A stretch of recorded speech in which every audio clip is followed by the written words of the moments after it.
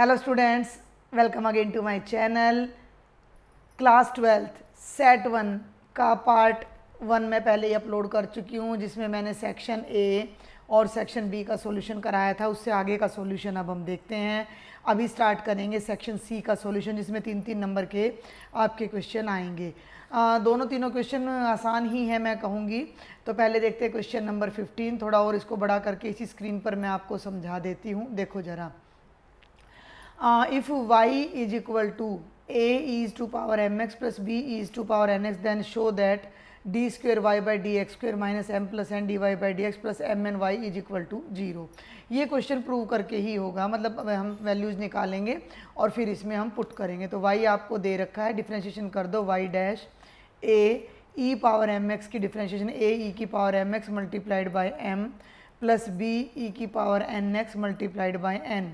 आगे m को आप ला सकते हो, तो m a की पावर ई एम एक्स और प्लस n, एक मिनट b रह गया ना यहाँ, b e की पावर n x। ये आ गया बेटा y डैश। इसको एक बार फिर से डिफ्रेंशिएट कर दो।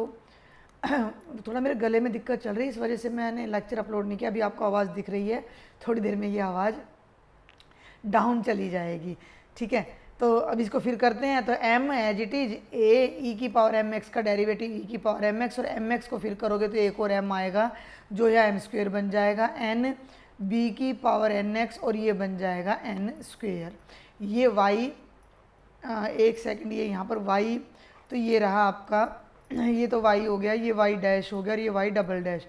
तीनों को अब हम इसकी लेफ़्ट साइड में पुट करने जा रहे हैं, ठीक है। लेफ़्ट साइड क्या है आपकी, y डबल डैश की जगह पुट कर दो m स्क्वेयर a e की power M X plus n square b e की power N X minus m plus n के बाद y डैश रखना है। ये y डैश है, ठीक है। तो y डैश की जगह यहाँ पे रख दो m a की power E M X n b की पावर ई एन एक्स और फिर m n y प्लस में एम एन वाई हमने रखना है। तो बेटा यहाँ लगा लो एम एन और y की जगह पर ब्रैकेट में फिर ये वाली वैल्यू रख दो, a e power M X plus b e power N X. बस आपने इसको सॉल्व कर देना, आपका क्वेश्चन हो जाएगा। First term as it is M square a e power M X N square b e power N X. देखो m को इन दोनों से मल्टीप्लाई करोगे तो ये बनेगा minus M square a e की पावर एम एक्स और minus M N B E की पावर एन एक्स। और अब देखो ध्यान से, n को पहले इससे मल्टीप्लाई करोगे और फिर अगली टर्म से मल्टीप्लाई करोगे। तो n को जब करोगे तो माइनस एम एन ए ई की पावर एम एक्स, और जब n को इससे मल्टीप्लाई करोगे तो plus n square B E की पावर एन एक्स आ गया। थोड़ा सा मैं इधर कर लेती हूँ। और अब हम एम एन को इन दोनों से मल्टीप्लाई करेंगे तो ये बनेगा M N A E power M X plus M N B E power N X. Terms देख लो कौन कौन सी कैंसिल हो रही हैं। इस टर्म से ये कैंसिल हो रहा है, क्लियर है। और इससे ये कैंसिल हो रहा है। एन स्क्वेयर बी ई की पावर एक्स, यहाँ मैंने गलत कर दिया क्योंकि ये माइनस का n है ना, तो जब हम इसको इससे मल्टीप्लाई करेंगे तो यहाँ पर आपका जो साइन आएगा वो माइनस n अपना n स्क्वेयर बी ई की पावर एन एक्स आएगा। तो इस टर्म से ये टर्म कैंसिल हो जाएगी, ध्यान देना। और m स्क्वेयर वाली टर्म से ये m स्क्वेयर वाली टर्म कैंसिल हो जाएगी, कुछ भी नहीं बचेगा, हमारा राइट हैंड साइड आ जाएगा। तो ज़्यादा मुश्किल क्वेश्चन ये नहीं था। नेक्स्ट पर चलते हैं।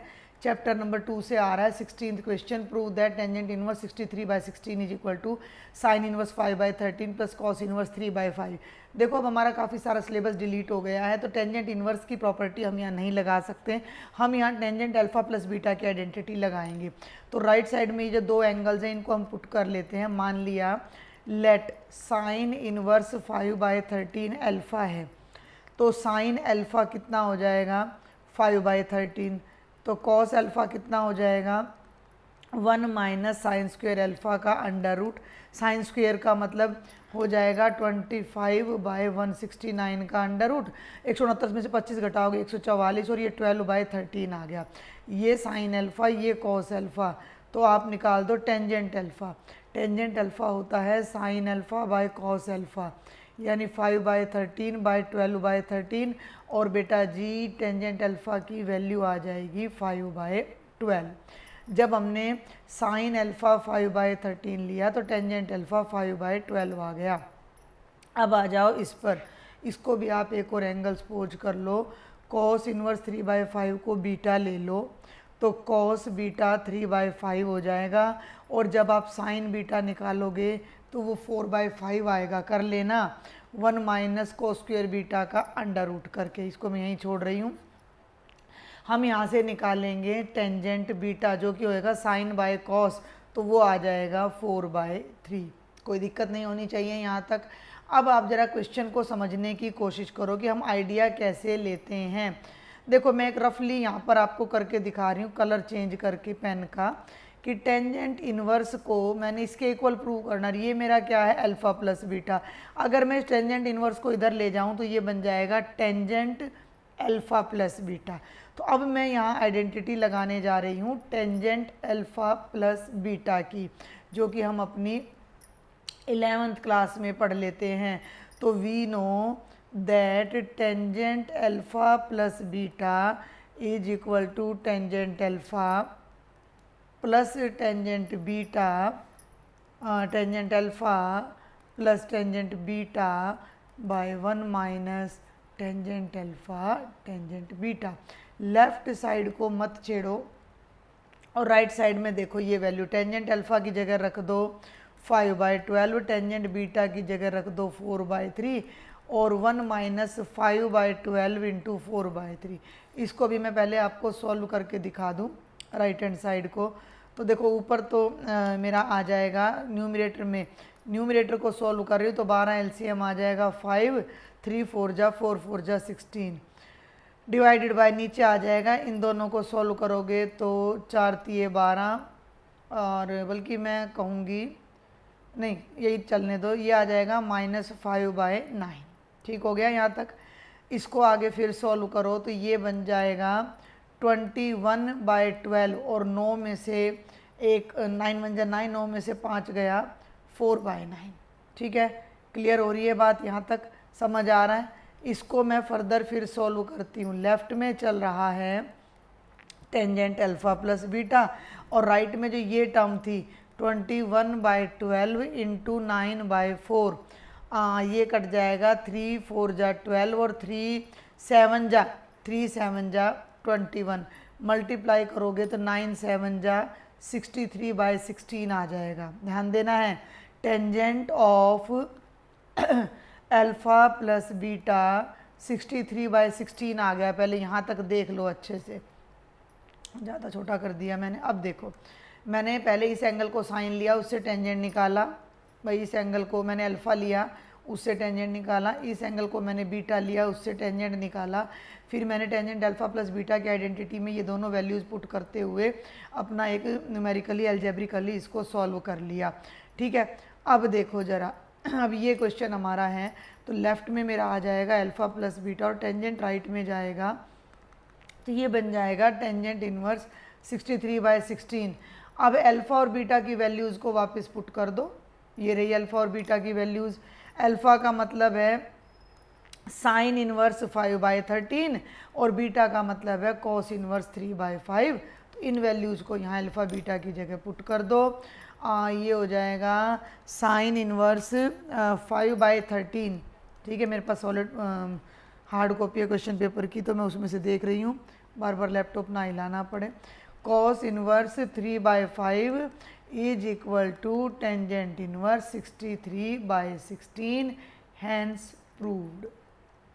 समझ आ गई बात। अगर हमारे पास टेंजेंट इनवर्स की आइडेंटिटी होती जो कि अब सिलेबस में से डिलीट कर दी गई है, तो ये क्वेश्चन थोड़ा और आसान हमारा हो सकता था, हम टेंजेंट इनवर्स x + y वाला फॉर्मूला लगा सकते थे। कोई भी डाउट और क्वेरी है तो टेलीग्राम या कमेंट बॉक्स में आप मुझे शेयर कर सकते हो। ठीक है, टाइम मिलते मैं आपके लिए लेक्चर बना देती हूँ, तो बार बार मुझे मैसेज करके ऐसा ना करें कि मुझे जवाब ना दूँ फिर मैं आपके कमेंट्स का, ठीक है ना। और अगर लेक्चर पसंद आ रहा है तो अपने फ्रेंड्स को शेयर ज़रूर करें। चैनल सब्सक्राइब नहीं किया है तो वो भी करें, ताकि मुझे भी कुछ पॉजिटिविटी मिले कि हाँ आप सब मेरे लेक्चर्स देख रहे हैं। नेक्स्ट क्वेश्चन पर चलते हैं। ये है बच्चे section C, question number 17। Prove that the function f x is equal to log sine x is increasing on this interval and decreasing on this interval. Same question इन्होंने same means log cos x assertion reason में डाल दिया था। थोड़ी variety लानी चाहिए थी यहाँ क्वेश्चन में, बट चलो कोई बात नहीं। ये हो गया एफ एक्स, हो गया लॉग साइन एक्स। मैं फर्स्ट पार्ट में आपको बता चुकी हूँ, अगर किसी फंक्शन का डेरिवेटिव किसी इंटरवल में नेगेटिव है तो फंक्शन डिक्रीजिंग होता है, डेरिवेटिव पॉजिटिव है तो फंक्शन इंक्रीजिंग होता है। इसका आप निकाल लो डेरिवेटिव। ये हो गया 1/sin x, और साइन एक्स का डेरिवेटिव हो गया cos x, cos by sine हो गया कोटेंजेंट x। अब ये वैसे तो एक ही नंबर का आपका क्वेश्चन बनता है, क्योंकि हम यहाँ कोई इंटरवल नहीं फाइंड करेंगे। हम क्यों फाइंड करेंगे इंटरवल, जब उसने हमें ऑलरेडी दे रखा है। उसने 2 इंटरवल दे रखे हैं जो हमें क्रॉस चेक करने हैं। अब पहला केस क्या बन जाता है, जब x की वैल्यू 0 to π/2 है। अब बेटा 0 to π/2 का मतलब फर्स्ट क्वाड्रेंट, और फर्स्ट क्वाड्रेंट में कोटेंजेंट पॉजिटिव होता है, यानी x की वैल्यू जब 0 से 90 के बीच है तो कोटेंजेंट x पॉजिटिव है। कोटेंजेंट x का मतलब मेरा फर्स्ट डेरिवेटिव पॉजिटिव है। अगर फर्स्ट डेरिवेटिव किसी इंटरवल में पॉजिटिव है तो function is increasing in on that interval. Simple सा इतना सा क्वेश्चन था। सेकंड केस पे आ जाओ।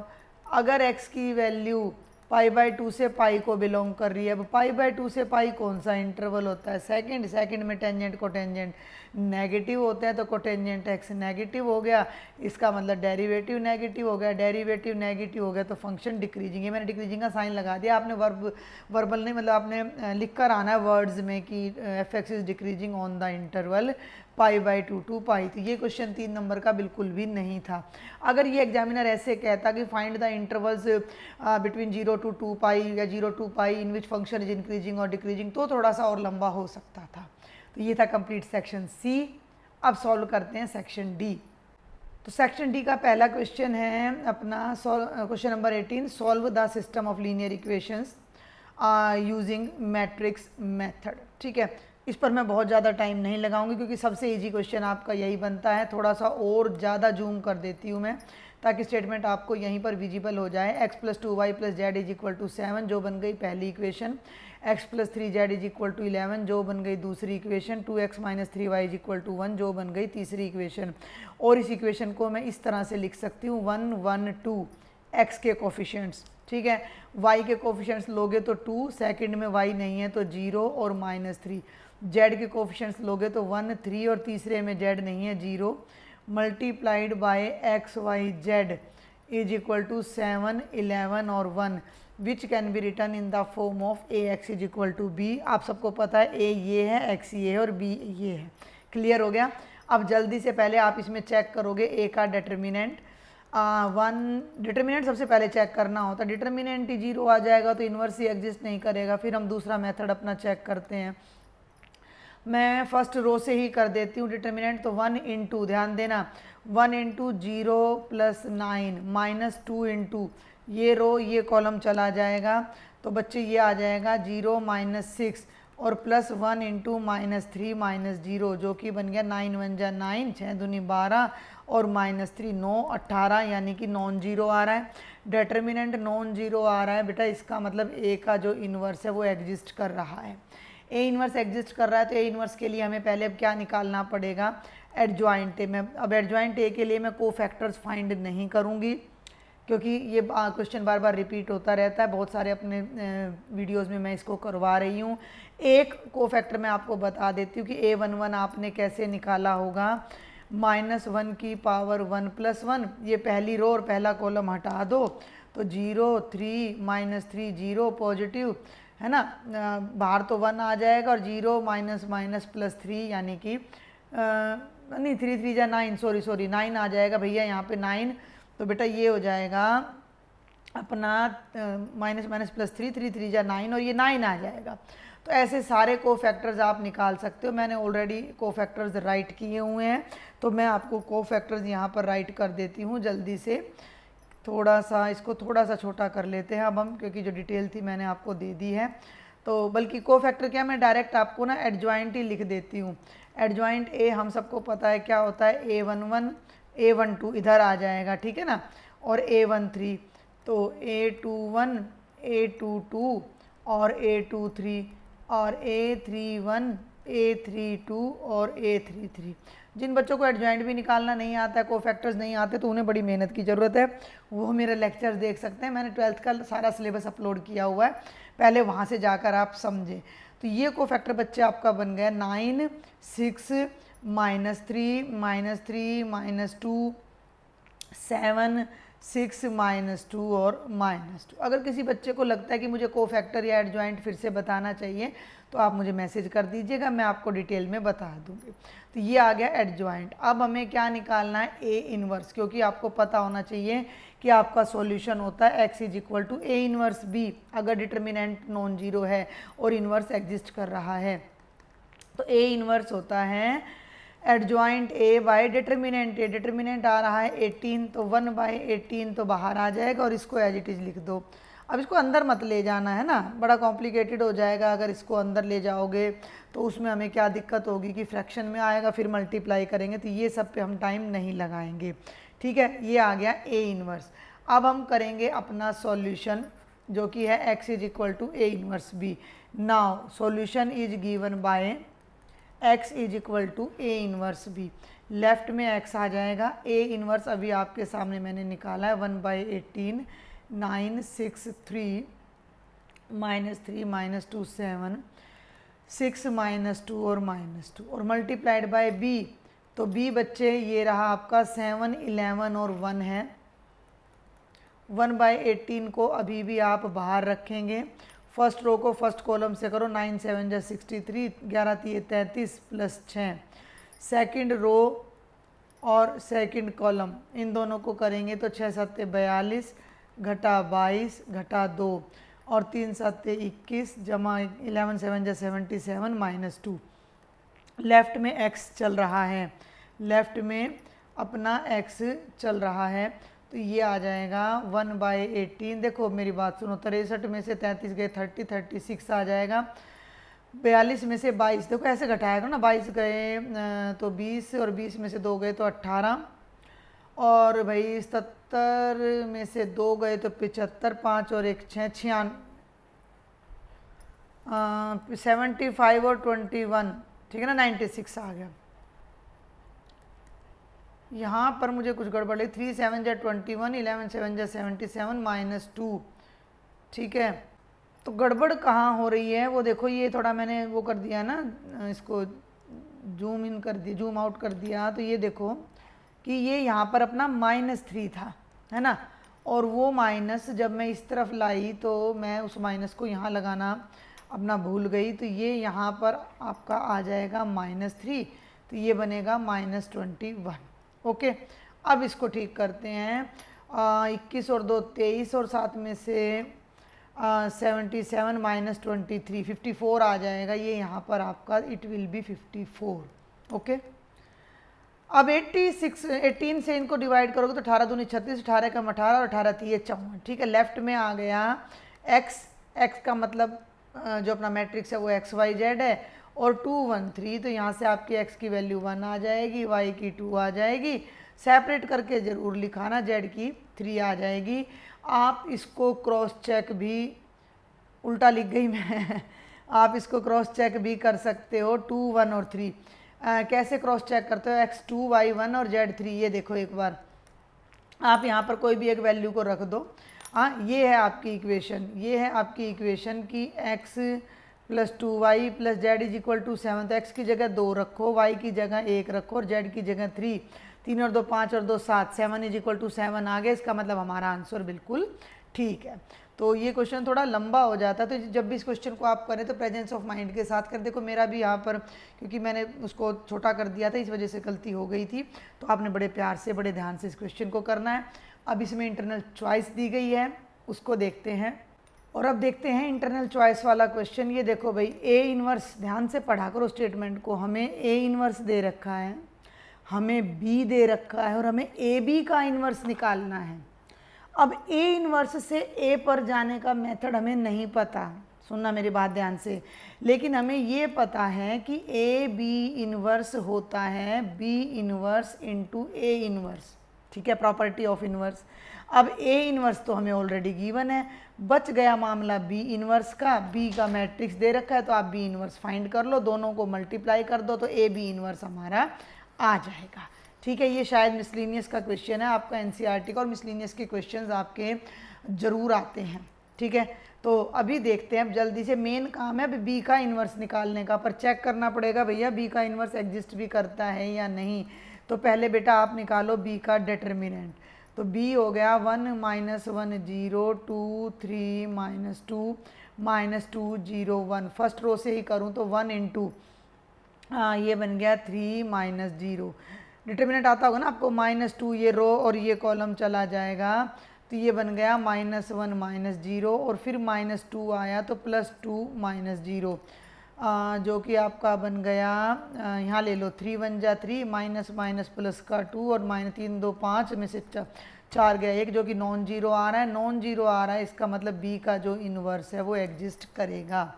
अब फिर वही एडजॉइंट वाला मामला आ जाएगा।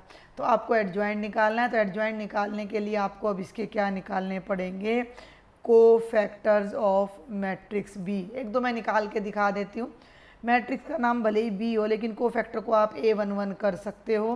तो A11 का मतलब देखो, ये रो गई, ये कॉलम गया, पॉजिटिव आएगा तो ये बन गया 3 -0 यानी 3 आ गया। ठीक है, इस तरीके से मैं जल्दी जल्दी आपको बता देती हूँ। कोफैक्टर थोड़ा सा बड़ा करेंगे तो ज़्यादा बड़ा हो जाएगा। देखो यहीं से देखो, अब A12 पे आ जाओ तो A12 की वजह से माइनस लगेगा तो ये रो गई और ये कॉलम गया तो -1 और -0 और एक माइनस ऑलरेडी है तो +1 आ जाएगा। A13 पे आ जाओ तो A13 के लिए -1 की पावर 1 + 3 यानी बाहर तो प्लस लगेगा, ये रो गई और ये कॉलम गया तो 2 1 जा 2 -0 यानी कि 2 आ जाएगा, आ गया। तो इस तरीके से आप अपने सारे के सारे कोफैक्टर्स निकाल सकते हो। मैं फिर से बता दूं, कोफैक्टर्स मैंने पहले ही आपके निकाल दिए हैं।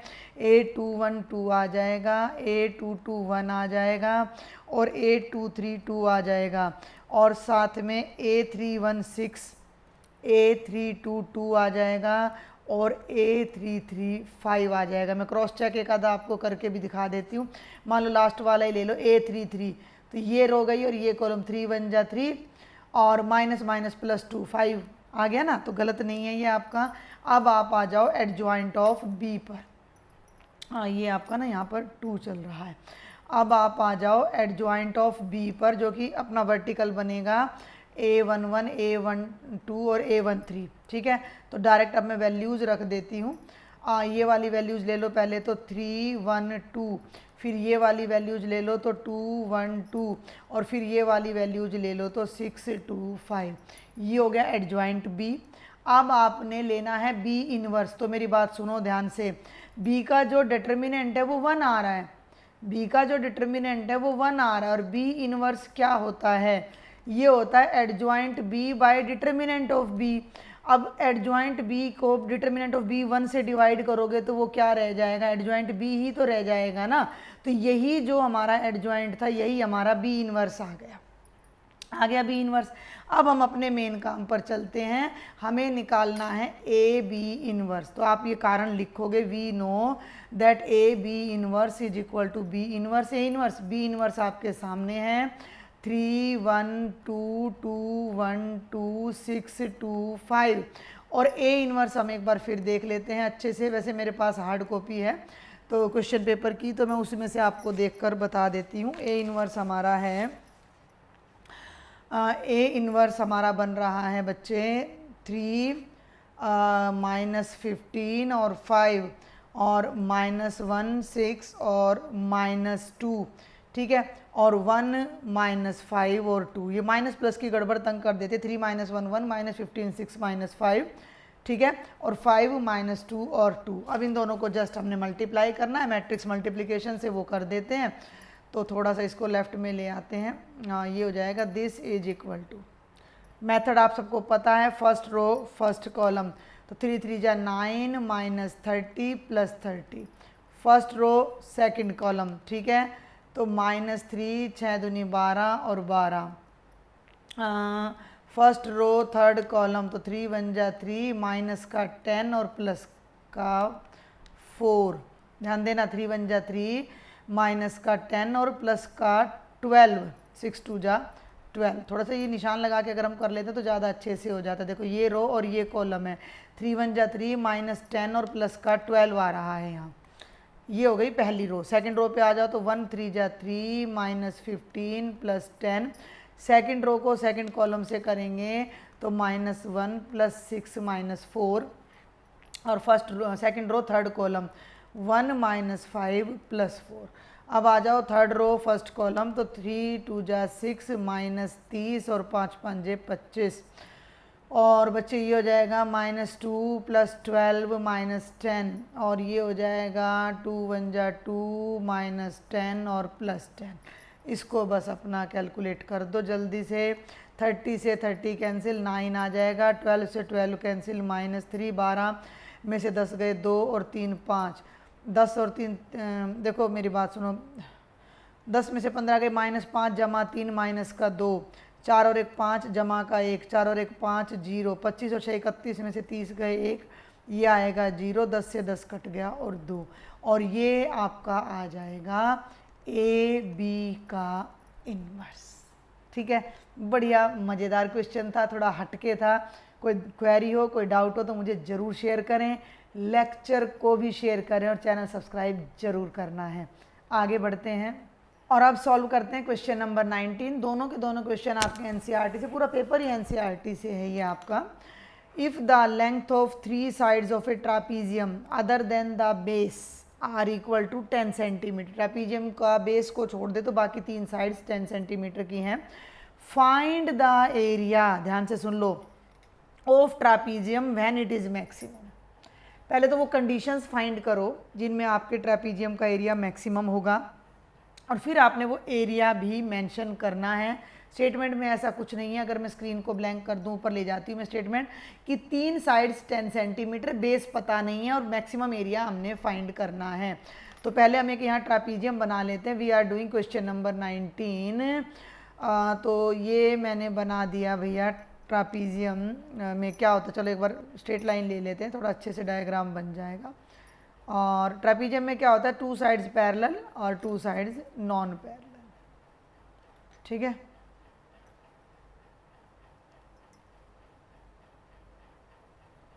ये आपका बन गया ट्रापीजियम।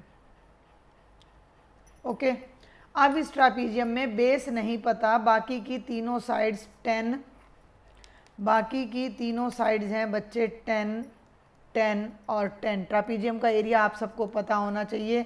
किसी भी ट्रापीजियम की अगर ये हाइट है और ये साइड ए है और ये साइड 8th क्लास में आ जाए तो ट्रापीजियम का एरिया होता है 1/2 sum of parallel sides multiplied by the height h।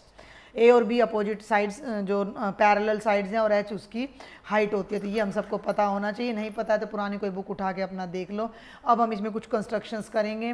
मान लो ट्रापीजियम का नाम है ए बी सी डी, तो हम डी से और सी से 2 परपेंडिकुलर्स यहाँ ड्रॉ कर लेते हैं। डी से एक परपेंडिकुलर ड्रॉ कर लिया और सी से एक perpendicular, which will be the height of the ट्रापीजियम।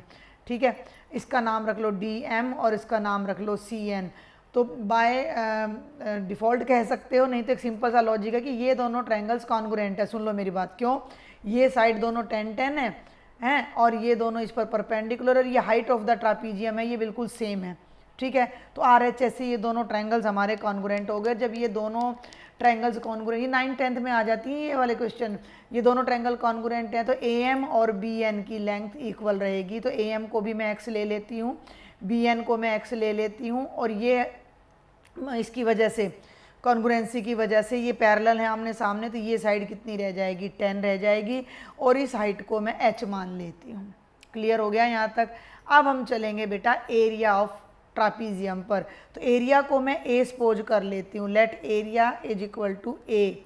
तो अभी अभी मैंने बताया area is equal to 1/2 sum of parallel sides, यानी a b plus c d into d m. ठीक है, ए बी और अब पैरेलल साइड्स को ऐड करके हाइट से मल्टीप्लाई कर देंगे तो ये हो जाएगा 1/2 ए बी। देखो ए बी बन रहा है x + 10 + x यानी कि 2x + 10 और सी डी भी अपना कितना है 10 है तो यहाँ 10 लगा दो। डी एम कितना है h है।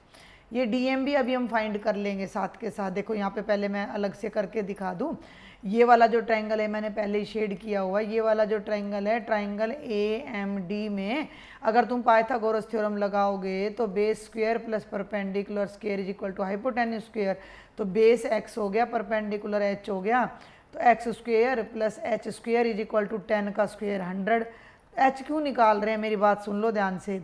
हमें इसको एरिया को डिफ्रेंशिएट करना पड़ेगा तो हमें केवल एक ही वेरिएबल रखना होगा, दो वेरिएबल्स नहीं रख सकते। तो यहाँ दोनों तरफ अब आप कर दो अंडर रूट। जब आप दोनों तरफ अंडर रूट करोगे तो h की वैल्यू आ जाएगी 100 - x स्क्वायर का अंडर रूट। इस वैल्यू को अभी हम यहाँ एरिया में यूज करने वाले हैं। ठीक है, समझ में आ रही मेरी बात भाई। x और h दोनों वेरिएबल हम ही तो इंट्रोड्यूस कर रहे हैं तो दोनों को तो नहीं ले सकते ना। तो ये बनेगा 1/2 इंटू में अपना 1/2 इंटू में 2x + 20 और h की जगह मैं अब रख देती हूँ 100 - x स्क्वायर का अंडर रूट। इन दोनों में 2 है जो कि 2 से कैंसिल हो जाएगा तो ये बनेगा x + 10 इंटू 100 - x स्क्वायर का अंडर रूट जो कि हो गया एरिया फंक्शन। अब पूरे का पूरा एरिया ये आ गया जिसे हमने मैक्सिमाइज करना है। अब देखो अंडर रूट वाला जब भी कोई क्वेश्चन आए तो उसको स्क्वायर में कन्वर्ट कर दो क्योंकि जब एरिया मैक्सिमम है तो एरिया का स्क्वायर भी मैक्सिमम होगा। तो इसको तुम x + 10 की जगह पे 10 + x का भी लिख सकते हो और ये हो जाएगा 100 - x square only. Under root हट गया और ये बन गया 10 + x का होल स्क्वायर। फिर से बता दूं ये जो एरिया था इसका मैंने स्क्वायर कर दिया तो इसका भी स्क्वायर हो गया तो यहाँ पावर 2 लग गई और इसका स्क्वायर करा तो अंडर रूट हट गया। और ये अब आपका मेन फंक्शन बन गया है जिसको आपने मैक्सिमाइज करना है। x की वैल्यू निकालनी है कि x की किस वैल्यू के लिए ये फंक्शन मैक्सिमम होगा। तो इसको आप कोई भी नाम दे सकते हो, z नाम दे सकते हो, f नाम दे सकते हो। तो ये बन गया 10 + x का होल स्क्वायर और 100 - x स्क्वायर। ठीक है, इसको थोड़ी सी और सेटिंग कर लेते हैं। देखो क्या सेटिंग करेंगे, 10 + x का होल स्क्वायर और इसको ध्यान से देखो, इसके मैं फैक्टर कर सकती हूँ 10 + x into 10 - x, a + b into a - b, a square - b square. इन दोनों को इकट्ठा कर दो तो ये बन जाएगा 10 + x की पावर 3 इंटू 10 - x। जितना फैक्टराइजेशन में रखोगे उतना ज़्यादा आपके लिए फ़ायदा रहेगा। अब इसको मैक्सिमाइज करना है तो कोई भी फंक्शन को मैक्सिमा मिनिमा के लिए पहले डेरिवेटिव निकालते हैं, डेरिवेटिव को 0 करते हैं, उससे जो वैल्यूज आती है उन पर डबल डेरिवेटिव को चेक करते हैं। अगर डबल डेरिवेटिव नेगेटिव है तो फंक्शन उस पॉइंट पर क्या हो जाता है, मैक्सिमम हो जाता है। तो यहाँ पर पहले इसको डिफ्रेंशिएट करो तो dz/dx निकालो। ध्यान देना first function as it is यानी कि 10 + x का क्यूब एज इट इज और इसकी डिफ्रेंशिएशन हो जाएगी -1 plus 10 - x as it is और इसकी डिफ्रेंशिएशन इसकी हो जाएगी 3 आगे और 10 + x का होल स्क्वायर। इस तरह के क्वेश्चंस को खोला मत करो, ये कॉमन ले लो। 10 + x का होल स्क्वायर कॉमन ले लो तो यहाँ 10 + x बचेगा जिसके साथ -1 है तो ये बनेगा -10 - x। ये पूरी टर्म बाहर आ चुकी है तो ये 3 इससे मल्टीप्लाई ये हो जाएगा 30 - 3x। ठीक है, तो ये बन गया 10 + x का होल स्क्वायर और 30 में से 10 गया तो 20 - 4x। इन दोनों में से 4 भी कॉमन ले लो तो ये बन गया 4 इंटू 10 + x का होल स्क्वायर, 4 × 5 = -x। ये आपका फर्स्ट डेरिवेटिव आ गया z का। z हमने किसको लिया था, a स्क्वायर को। इसका डबल डेरिवेटिव भी निकालेंगे और इसके ऊपर हम इसको इक्वल टू 0 रख के वैल्यूज़ भी चेक करेंगे। तो थोड़ा सा यहाँ पर अपना पहले स्पेस बना लेते हैं और पहले तो मैं डबल डेरिवेटिव ही निकाल देती हूँ। हैं तो ये हो गया d²z/dx²। पहले 4 तो बाहर ही रख लो, ये बन गया 10 + x का होल स्क्वायर। इसकी डिफ्रेंशिएशन करोगे तो 0 into -1। 5 - x as it is, इसकी डिफ्रेंशिएशन करोगे 2 आगे आ गया 10 + x। ठीक है, और इसको ओपन कर लो तो क्या करें अब हम 10 + x कॉमन ले लो। 10 + x तो 4 इंटू में 10 प्लस एक्स कॉमन ले लिया, एक 10 प्लस एक्स बचा -1 के साथ, तो -1 माइनस एक्स, ये 10 प्लस एक्स तो चला गया, 2 को मल्टीप्लाई कर दो, 2 5 जा 10 माइनस 2x, 10 से 10 कैंसिल हो गया और ये बन गया 4 इंटू 10 प्लस एक्स और इंटू में -3x, ये आ गया डबल डेरिवेटिव। ठीक हो गया। और अब आप क्या करो, फर्स्ट डेरिवेटिव को इक्वल टू 0 कर दो, फर्स्ट डेरिवेटिव को इक्वल टू 0 कर दो, तो dz बाई डी एक्स को जब हम इक्वल टू 0 करेंगे, इसको ध्यान देना, ये क्या है 4 इंटू 10 प्लस एक्स का स्क्वेयर इंटू 5 माइनस एक्स, 0, तो या तो ये 0 होगा या ये 0 होगा, तो या तो 10 प्लस एक्स 0 है या 5 माइनस एक्स 0 है। यहाँ से x की वैल्यू -10 आएगी और यहाँ से 5, x की वैल्यू नेगेटिव नहीं हो सकती क्योंकि x एक ट्रेपीजियम की साइड के पार्ट को रिप्रेजेंट कर रहा है, तो x की वैल्यू कितनी आ जाएगी 5। इस वैल्यू को डबल डेरिवेटिव में पुट करके देखो, x की जो वैल्यू 5 आई है इसको डबल डेरिवेटिव में पुट करके देखो, यहाँ पर पुट कर दो x इज इक्वल टू 5, तो जो डबल डेरिवेटिव वो बनेगा 4, यहाँ 5 रखोगे तो 10 प्लस 5 15 और यहाँ 5 रखोगे तो -15 जो कि लेस देन 0 आ गया, कैलकुलेट करने की ज़रूरत ही नहीं है। डबल डेरिवेटिव मैक्सिमम आ गया, सॉरी लेस देन 0 आ गया, तो z मैक्सिमम है, z का मतलब एरिया स्क्वेयर मैक्सिमम है, जब एरिया का स्क्वेयर मैक्सिमम है तो एरिया भी मैक्सिमम है, यानी एरिया मैक्सिमम कब आया, जब x की वैल्यू 5 है, पहली बात।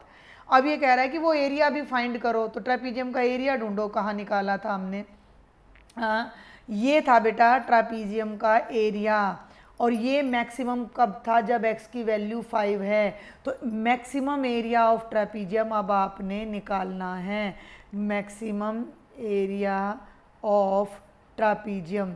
तो ये जो है ना, ये इसके अंदर x की जगह 5 को पुट कर दो, तो वो हो जाएगा 5 प्लस 10 अंडर रूट 100 माइनस यहाँ 5 का स्क्वायर करोगे 25, बाहर आ जाएगा 15, अंदर आ जाएगा 75, 75 के टुकड़े कर दो, 25 3 या 25 3 75, तो 25 का भी अंडर रूट हो जाएगा क्या 5, ठीक है ना, तो ये हो जाएगा 15 इंटू 5 इंटू रूट 3, 15 5 जा 75 रूट 3 स्क्वेयर क्या है, अब वो हम देख लेते हैं, मीटर है या सेंटीमीटर है, सेंटीमीटर चल रहा है, तो आप यहाँ लिख देंगे स्क्वेयर सेंटीमीटर। तो ये था, ये अच्छा मज़ेदार क्वेश्चन था, लंबा क्वेश्चन था, पूरा 5 नंबर के लायक क्वेश्चन था। ठीक है, फिर भी कोई क्वेरी है तो आप मुझे ज़रूर टेलीग्राम पर कमेंट बॉक्स में कॉन्टैक्ट करें, कोई आपको बात मुझसे शेयर करनी है तो वो भी आप मुझसे शेयर कर सकते हैं, और चैनल सब्सक्राइब ज़रूर करें।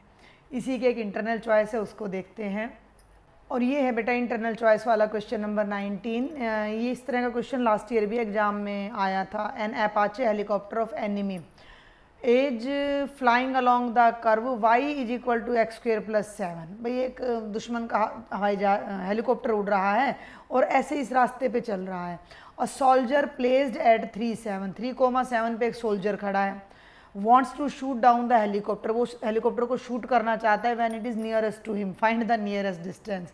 थोड़ा सा एक रफ डायग्राम यहाँ हम ड्रॉ करेंगे ज़रूर, इस तरफ करते हैं, बल्कि देखो ज़रा कि हेलीकॉप्टर जो उड़ रहा है वो क्या पाथ डिस्क्राइब कर रहा है, साफ दिखाई दे रहा है, वो एक पैराबोला डिस्क्राइब कर रहा है, क्योंकि y is equal to X square plus 7 है, तो जब आप x को 0 रखोगे तो y 7 आएगा, तो कुछ यहीं से ना ये अपवर्डेड पैराबोला है, ये एक अपवर्डेड पैराबोला है, y is equal to X square plus 7, और मान लो 1 2 और ये 3,7 पे यहाँ कहीं इसकी सोल्जर की पोजीशन है, जिसका नाम मैं रख देती हूँ A, ठीक है। और हेलीकॉप्टर यहाँ से, मतलब हेलीकॉप्टर इस तरह चल रहा है, ऐसे चलते चलते यूँ बार बार उड़ रहा है, ऐसे ऐसे ऐसे ऐसे हेलीकॉप्टर मूव कर रहा है, तो सोल्जर उसको तब शूट करना चाहता है जब वो उसके बिल्कुल पास है। तो मान लिया कि वो नियरेस्ट पॉइंट हेलीकॉप्टर पर क्या है P, थोड़ा नज़दीक नज़दीक हो गए, ये पॉइंट्स को थोड़ा दूर दूर लेते हैं, थोड़ा अच्छे से डायग्राम बनेगा, ठीक है।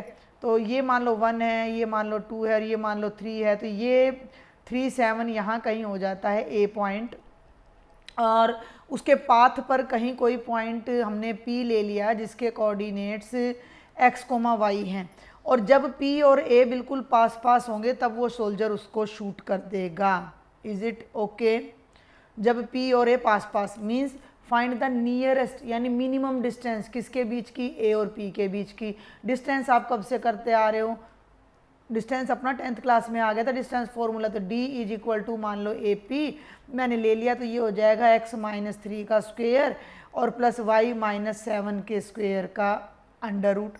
इसको मिनिमम करना है, बिल्कुल वही तरीका, डिफ्रेंशिएट करो, इक्वल टू 0 करो, डबल डेरिवेटिव, लेकिन वेरिएबल एक ही यूज़ करना है।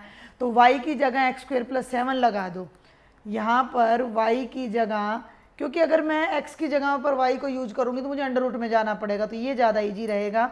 तो ये हो गया distance is equal to x minus 3 का स्क्वेयर और y की जगह पर मैंने लगा दिया x स्क्वेयर प्लस 7 माइनस 7 का स्क्वेयर और पूरे का अंडर रूट, 7 से 7 कैंसिल हो गया। फिर वही बात आ रही है, d है ना, अंडर रूट है ना, अंडर रूट हटा दो भाई, डिस्टेंस मिनिमम है तो उसका स्क्वेयर भी मिनिमम है, तो उस फंक्शन को फिर से कोई नाम दे दो, z is equal to D square, तो ये बन गया x माइनस 3 का स्क्वेयर और इसको खोलोगे तो ये बन गया एक्स स्क्वेयर का स्क्वेयर। अब इस जेड को ओपन कर लो, a minus B whole square से a square plus B square minus 2ab plus X की पावर 4, तो z बन गया x की power 4 plus X square minus 6x plus 9।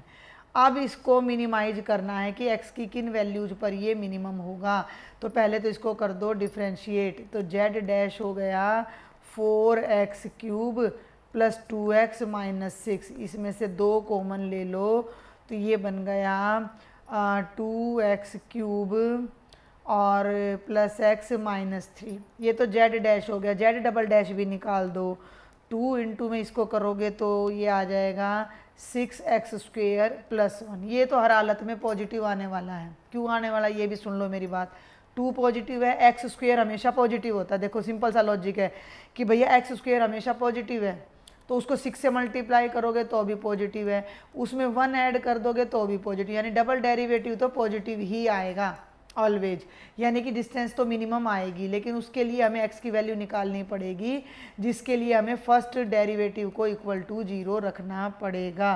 तो अब वो वैल्यू निकालते हैं जहाँ फर्स्ट डेरिवेटिव 0 है।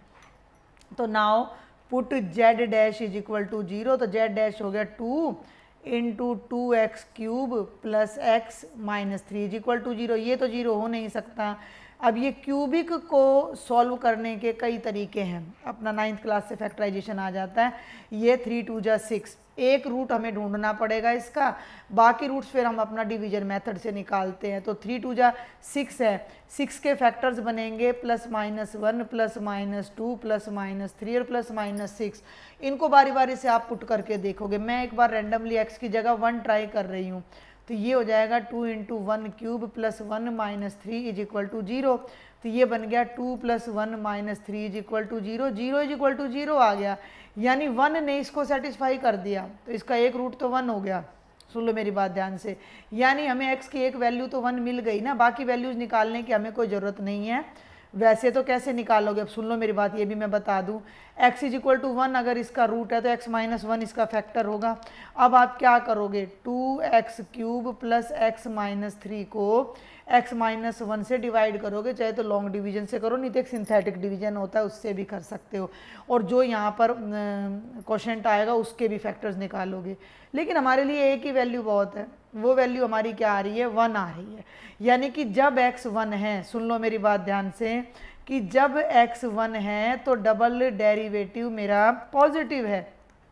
भाई रख दो यहाँ पे 1, तो मैं यहाँ पर अगर 1 रख दूँ, मैंने पहले ही बता दिया भाई ये पॉजिटिव आएगा, तो 1 रखूँगी तो भी ये हमारा पॉजिटिव आएगा। ये पॉजिटिव आने का मतलब है z इज मिनिमम, z का मतलब डिस्टेंस मिनिमम, यानी कि उस सोल्जर और प्लेन के बीच में जो ये पॉइंट मैंने लिया था, ये डिस्टेंस PA आपकी कब मिनिमम है, जब x 1 हो, यानी कि सोल्जर यहाँ 1 पे हो। अब ये पूरा पॉइंट आपने बताना है कि जब x 1 है तो y कितना है, जब x 1 है तो y कितना है। तो y की वैल्यू निकालने के लिए अब आपने इसको इसमें पैराबोला में पुट कर देना। भाई जब x 1 है तो y हो जाएगा x स्क्वेयर प्लस 7 यानी 1 प्लस 7 यानी 8, यानी कि अगर सोल्जर 1,8 पे खड़ा होकर हेलीकॉप्टर को शूट करता है तो वो डिस्टेंस दोनों के बीच की मिनिमम डिस्टेंस होगी। इन क्वेश्चंस में कुछ नहीं होता, आपने स्टेटमेंट को बस ध्यान से पढ़ना है, डायग्राम अगर जहाँ बन रहा है तो नीट एंड क्लीन बनाना है, और लॉजिक को पकड़ना है कि क्या चीज़ आपने मिनिमाइज करनी है। दूसरा आपने ध्यान रखना है कि अंडर रूट को ख़त्म कर दो, क्योंकि अगर हमारी कोई डिस्टेंस मिनिमम है तो उसका स्क्वायर क्यूब सब मिनिमम होगा, मैक्सिमम है तो मैक्सिमम होगा, उससे आपका क्वेश्चन ईजी हो जाएगा। और जल्दी से अब इस पेपर का लास्ट क्वेश्चन देखते हैं जो कि सोर्स बेस्ड क्वेश्चन है। ये है आपका सोर्स बेस्ड क्वेश्चन। पहले तो इसकी ना स्टेटमेंट पढ़ते हैं अच्छे से, है ना। कई बच्चे कहते हैं कि हमें सोर्स बेस्ड क्वेश्चन नहीं आते, भाई पढ़ना सीखो, स्टेटमेंट अच्छे से पढ़ो, उसको समझो, उसके बाद क्वेश्चन में कुछ भी नहीं है। 3 schools decided to organize a fair for collecting money for helping the flood victims of a particular area। 3 स्कूलों ने सोचा कि हम एक मेला लगाते हैं, उससे जो पैसा मिलेगा उसको बाढ़ पीड़ितों को दे देंगे। They sold handmade fans, mats and plates. हाथ के बने हुए पंखे, चटाइयाँ, मैट और प्लेट बेचते हैं फ्रॉम रिसाइकल्ड मटेरियल, भाई पुराने सामान को रिसाइकिल करके, at a cost of ₹2500 and 50 each respectively. भाई एक फ़ैन को वो 25 रुपये में बेच रहे हैं, समझ गए मेरी बात को। एक मैट को वो 100 रुपीज़ में बेच रहे हैं, और भाई एक प्लेट को वो 50 रुपीज़ में बेच रहे हैं। यहाँ तक कहानी समझ आ गई। The number of articles sold are given below, based on the above information answer. ये तो स्कूल नंबर 1 है, 2 है, 3 है, किसी ने 25 पंखे बेचे, स्कूल नंबर बी ने 40, उसने 35। ये मैट्स और ये प्लेट्स, क्लियर हो गया। What is the total amount collected by school A and school B. देखो वैसे तो ये आपका मैट्रिक्स मल्टीप्लिकेशन का क्वेश्चन है, अगर ये लेंथी आता, आपको इसका सॉल्यूशन करना है तो आप इसको मैट्रिक्स मल्टीप्लिकेशन से करोगे, नहीं तो आप डायरेक्ट कर सकते थे। कैसे भाई, अगर मैं स्कूल नंबर ए की बात करूं तो उन्होंने 25 पंखे बेचे हैं और एक पंखे की कीमत 25 रुपये है, तो ये हो गया 25 × 25। फिर उन्होंने 40 मैट बेचे हैं और एक मैट 100 रुपये का है, तो 40 × 100। और उन्होंने 30 प्लेट बेची है, तो 30 × 50, इसको सॉल्व कर दो, 625 जमा 4000 जमा 1500, है ना। ये बन गया 5500 और 625, 6125 आपका ये आ जाएगा। 5 और 6 11, बिल्कुल सही है। तो ये तो था रफ तरीका इसको करने का, लेकिन अगर मैट्रिक्स में आप इसको करते हो तो आपने कोस्ट को तो एक मैट्रिक्स ए से सपोज कर लेना है। थोड़ा सा मैं साइड में करूं, वैसे तरीका तो मैट्रिक्स से करने का था कि ए हमने ले लेना है 25, 100 और 50 तो कोस्ट को दिखा रहा है, और बी मैट्रिक्स स्कूल ए के जो आर्टिकल सोल्ड हुए हैं उनको। अब एक बात का ध्यान रखना, ये कॉलम है तो उसको रो मैट्रिक्स लेना है, 25, 40 और 30। ये है 1/3 का और ये 3/1 का, तो b × a कर दो आप, ठीक है। b × a करोगे तो स्कूल ए के आइटम आपको मिल जाएंगे। 20 स्कूल ए द्वारा बेचा गया जो अमाउंट है, वो पाया गया अमाउंट है, वो आपको मिल जाएगा। तो ये हो जाएगा 625 + 4000 + 1500, जो कि अभी अभी मैंने आपको बताया 6125। ये वो अमाउंट है जो स्कूल नंबर ए ने कलेक्ट की। अब जब हम स्कूल नंबर बी की बात करते हैं तो स्कूल नंबर बी ने जो आइटम सेल किए हैं उन्हें आप सी से डिनोट कर सकते हो, और सी ए ले लेना। तो ये आपका हो जाएगा 40, 50, 40, और जो जितना जितना उनका प्राइस था वो हो गया 25, 100 और 50, ठीक है। 1 row first row first column, 40 को 25 से गुणा करोगे तो 1000 आएगा, 50 को 100 से करोगे, ठीक है, तो आपका कितना आ जाएगा, 5000 आ जाएगा, और 5 के 20, 2000 आ जाएगा। 5 और 2 7 और 1 8, तो 8000 स्कूल नंबर ए ने 6125 अर्न किए, कलेक्ट किए। स्कूल नंबर बी ने 8000 कलेक्ट किए। If mats and plates of school B and C are interchange, then what will be the total amount collected by school B and C। इसको थोड़ा erase कर लेते हैं और अब स्टेटमेंट फिर से देखते हैं कि B और C की मैट और प्लेट को इंटरचेंज कर दिया। देखो पहले मैं स्कूल B पे आ जाती हूँ। स्कूल B जो सेल कर रहा था वो ये था 40, 50, 40, लेकिन इनके मैट इंटरचेंज कर दिए, कोई फ़र्क नहीं पड़ रहा भाई, बी भी 85 मैट बेच रहा है और सी भी, तो ये तो बात कोई ज़्यादा ध्यान देने वाली है नहीं।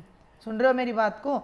लेकिन जब इनकी प्लेट्स इंटरचेंज करें तो यहाँ 20 प्लेट्स आ जाएंगी और यहाँ 40, आपस में अदला बदली कर दिया। तो बी ने जो आइटम सेल किए वो 40, 50 और 20 थे, उनका प्राइस था 25, 100 और 50। सॉल्व करोगे तो 25 चौका 100, 1000 प्लस 5000 और 20 पंजे 100,000, 5 और 1 6 और 1 7, 7000 आ जाएगा।